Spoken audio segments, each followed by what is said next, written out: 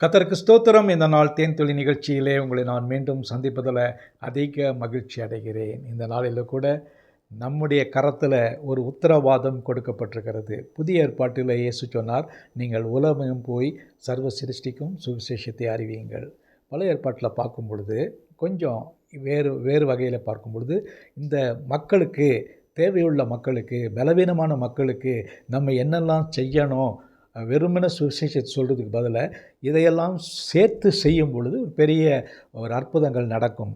ஏசாயா தீர்க்கதரிசனம் 35ஆம் அதிகாரத்தில் பார்ப்போம் என்று சொன்னால் 3வது வசனத்தில் இப்படியாக ஏசாயா சொல்லுகிறார், தளர்ந்த கைகளை திடப்படுத்தி தள்ளாடுகிற முழங்கால்களை பலப்படுத்துங்கள்.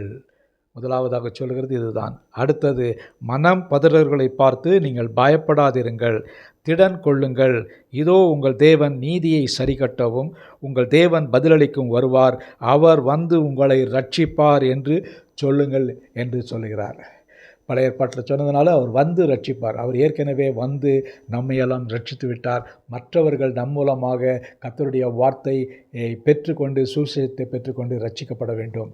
இதற்காக நாம் அவர்களுக்கு செய்ய வேண்டியதான காரியம், தளர்ந்த கைகள், தள்ளாடுகிற முழங்கால்கள், மற்ற காரியங்கள் எல்லாவற்றையும் 4வது வசனத்தில் மனம் பதறுகிறோள் என்று சொல்லப்படுகிறது.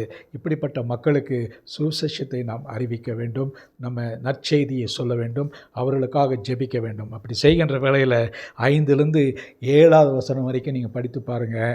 மிக அழகாக என்னென்ன காரியங்கள் நடக்கும், அற்புதங்கள் நடக்கும், அந்த இடத்துல எந்த ஒரு பெரிய மகிழ்ச்சியும் சந்தோஷமும் ஆரவாரமும் அதிகமாய் காணப்படும் என்று சொல்லப்படுகிறது.